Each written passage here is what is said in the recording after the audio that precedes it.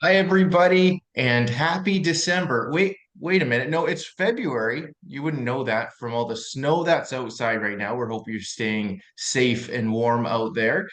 Today, we have two special guests from Risebridge and Shoes for You.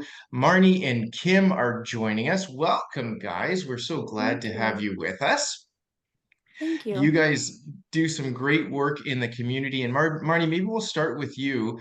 Tell us a little bit about what Risebridge does. Oh, thank you so much. And thanks for having Fry's Bridge on today. With the snow today, we've actually sprung right into gear like we normally would at Rise Bridge. And we've opened our doors extra, running off of volunteers and the community donations. So we're open 9 to 2, although it's kind of like an asterisk because we'll probably end up extending just because it's just too difficult to let people go back out in this weather. The snow's coming down pretty hard. And we're pretty much full right now downstairs. So I've been with Risebridge for essentially since it started, which started after some community changes happened pretty suddenly, and the only warming center we had in Nanaimo closed. Siobhan, our executive director, who is a very strong Black Indigenous woman, jumped up into action like she normally does, and we put a, and I laugh now because we've come a long way. We put a camp stove outside across from the vault. There's a little, very tiny patch of grass, and we opened up kind of like an impromptu warming center, and it kind of just really snowballed from there, for lack of a better term. We ended up running a warming center downtown off of Terminal after that. And then we also have lots of other programs. So we've kind of are known a lot for our advocacy within the unhoused community and folks that are facing substance use issues. However, we also do a lot of things for like single moms. We do a lot of supporting for people that are living within poverty right now, which, I'm sure with the economy and everything that you guys focus on as well with the housing, like it could go really well for a lot of people, but unfortunately, some of the folks that are living on the edge are going to be struggling a lot. So we try our best to connect with that community as well. So right now we have run warming centers in the last 3 years. We've run cooling centers, which is also a new need that needs to be met. So we have like upwards of sometimes over 100 people a day we see on the Tuesdays we open our doors. And that's only within a 3 hour span, which is just really incredible. Through that time, people can come in, they can get a cup of coffee, hot chocolate, cup of tea. And we also do oatmeal and snacks and things like that. So people can, and also Boost is a really big one because oftentimes we have a quite a big gap within our food supply within Nanaimo as well, with a few of the other organizations not up and running currently. So a lot of people are just coming in super hungry and super cold. So we also have a free clothing closet that runs strictly off of donations. Um, we it really it's just an ongoing, like, we make sure when people come in they have the right jacket, any kind of sizes, and those kinds of things. So it, excuse me. So that's basically just completely runs off of donations, which is fabulous. And often, that's where we feel like such incredible community support, because really, if we didn't get the donations through the door, we wouldn't have that opportunity at all.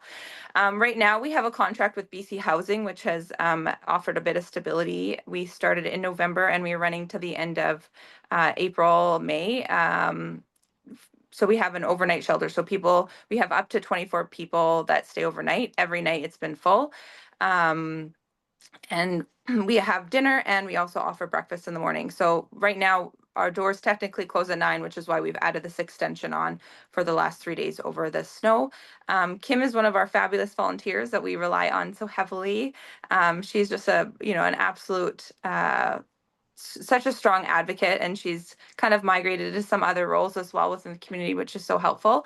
Nanaimo is in a pretty bad way, to be totally honest. Like, my other hat, which I keep very separate, but I'm also emergency room nurse. So I see it on the flip side as well when people are struggling with a lack of food and, a lack of housing, a lack of shelter beds and things like that. You end up with people with really bad infections that end up in our hospital for a long, long period of time.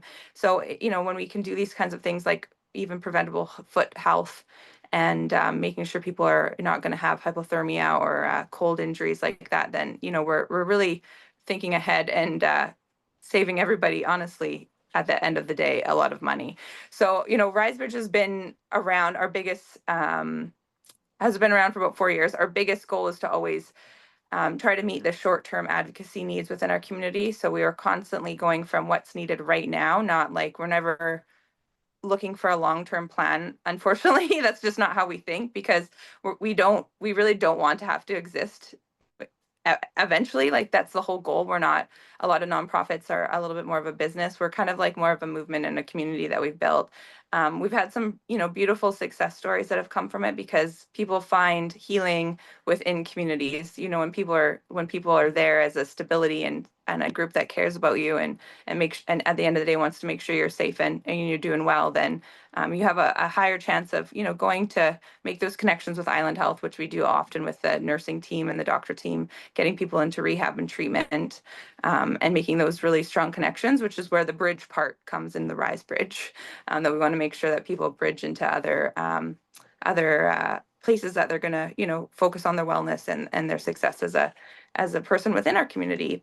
And then we also have a lot of like amazing peers that come back afterwards and work within our Rise Bridge as well.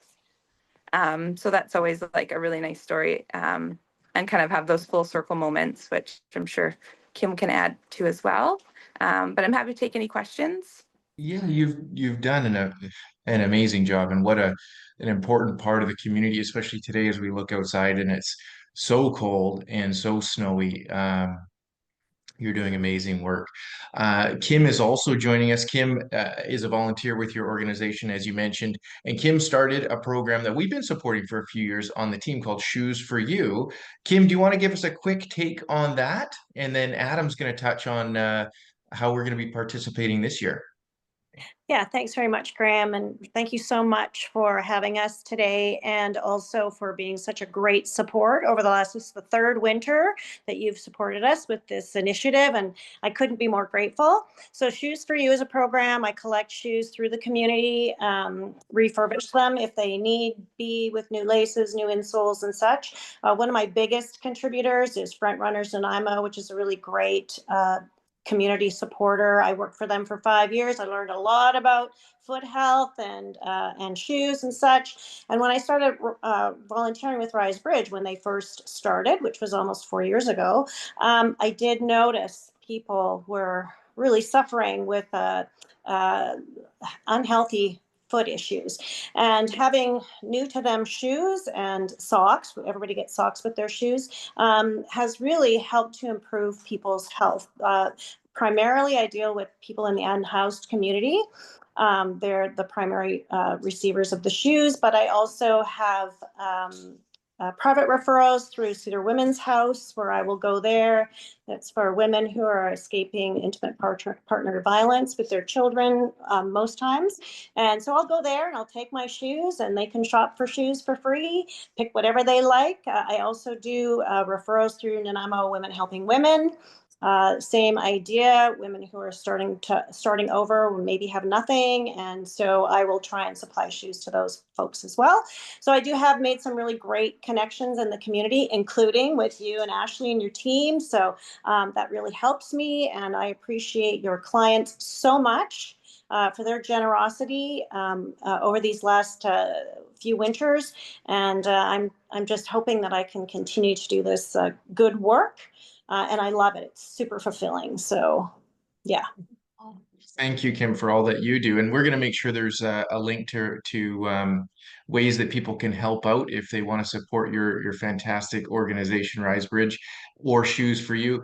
Adam, we're going to be doing another little drive, and it's not just shoes, right? We'll take whatever you've got. Adam, you want to share what we're doing this year? Totally. So we're collecting gently used clothes and shoes. You can either bring it to our office, Remax of Nanaimo on Metro Drive. Office hours are 8:30 a.m. to 5 p.m. unless it's blizzarding outside. And then you also are welcome to contact our team directly, and we'll put contact information in the description. And we'll do pickups from your house every Friday through February, as long as it's anywhere from Cedar to Lanceville. Thank you for that, Adam. And thank you so much, Marnie and Kim, for joining us today. You guys are doing just I just can't say it enough. Such great work in the community. We appreciate you and our clients. We appreciate you for everyone that's been contributing. I know I'm going to go start digging out some items from my closet to make sure that we can be supporting you guys this year. So thanks again for joining us. Uh, Good luck out in the snow, everybody, and we'll see you again next.